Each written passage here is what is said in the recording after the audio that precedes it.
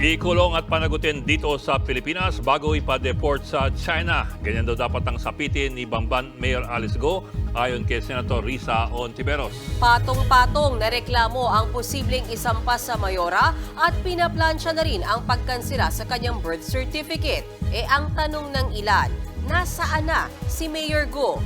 Narito ang aking report. Tila papunta pa lang daw sa exciting part ang kwento ng pagkatao ni Mayor Alice Go. Ngayong napatunayang siya rin ang Chinese na si Go Waping. This revelation is not the end. So Guo Huaping, sooner than later, we will uncover the rest of your deceptions. Patong-patong na reklamo ang posibleng harapin ng suspendidong alkalde. Una na nga ang inihaing qualified human trafficking dahil sa nadiskubring connection daw ng alkalde sa mga iligal na aktibidad sa niraid na Pogo Hub sa kanyang lugar. Pinaplansya rin ang kanselasyon ng kanyang birth certificate at pwede rin kasuhan dahil sa identity theft. Matatandang ibinunyag ng Senado na may isa pang Alice Go ang nasa NBI database na ka-birthday at ka-probinsya pa ni Mayor Go. Hinala ng ilang senador, nagnakaw ng pagkakakilanlan ang alkalde para kalaunay makatakbo sa politika. Lalong tumibay ang alegasyong yan nang lumabas sa record ng Philippine Statistics Authority na walang birth certificate ang isa pang Alice Leal Go.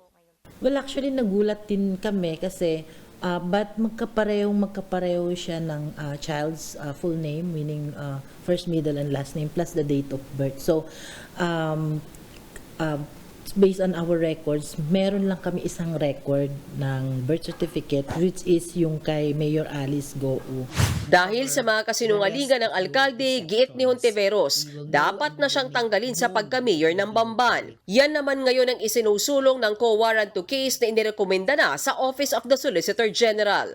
Ayon kay Soljan Menardo Guevara, ihahain ang petisyon sa susunod na buwan.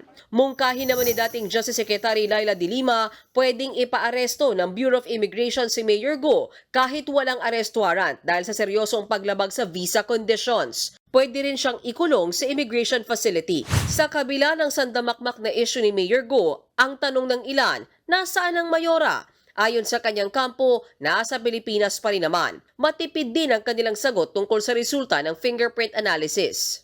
Allegation naman nila yun eh. Pagka magsampa sila sa case, sasagutin natin yun.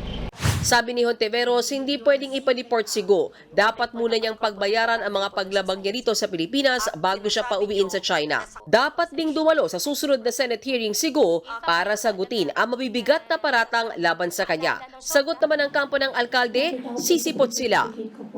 Mga kapatid, Lucy Cruz Valdez po, maging maalam at may pakialam sa mga napapanahong balita sa bansa.